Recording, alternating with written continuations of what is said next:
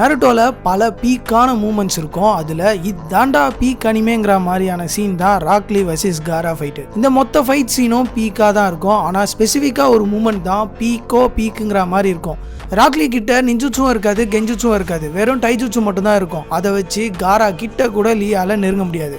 அப்பதான் கரெக்டா காய் சென்சை சிக்னல் தருவாரு. அதை பார்த்ததும் ராக் லீ அவன் லெக்ஸ்ல இருக்க ஆங்கிள் வெயிட்டை கலட்டுவான். அப்ப டெமாரி இந்த வெயிட்டை கலட்டுறதால இந்த ஃபைட்ல என்ன டிஃபரன்ஸ் வந்துட போகுதுன்னு நக்கலா யோசிப்பா. அப்ப ராக் லீ கலட்டின வெயிட்ஸை கீழே போடுவான். அந்த இடமே பிளாஸ்ட் ஆகும். அவ்வளோ வெயிட்ஸை லீ லெக்ல வச்சிருப்பான். இதை பார்த்ததும் சுத்தி இருக்க எல்லாரும் ஷாக்ல வாயை பொழப்பாங்க. ஏன் மான்ஸ்டர் காராவே ஷாக் ஆவான். அவ்வளோ பீக்கா இருக்கும் இந்த சீன். அதுக்கப்புறம் ராக்லியோட ஸ்பீடு மின்னல் வேகத்துல இருக்கும். காராவால மட்டும் இல்ல, சுத்தி இருக்க யாராலையும் ராக்லியோட ஸ்பீடை ஃபாலோ கூட பண்ண முடியாது. இதுவரை பிளட்டே பார்க்காத காரா மூஞ்சில கீரலை போட்டு பிளட்டை காட்டியிருப்பான் ராக் லீ. ஸோ இதே மாதிரி நருட்டோல உங்களுக்கு பிடிச்ச பீக்கான மூமெண்ட் எதுன்னு கமெண்ட்ல சொல்லுங்க.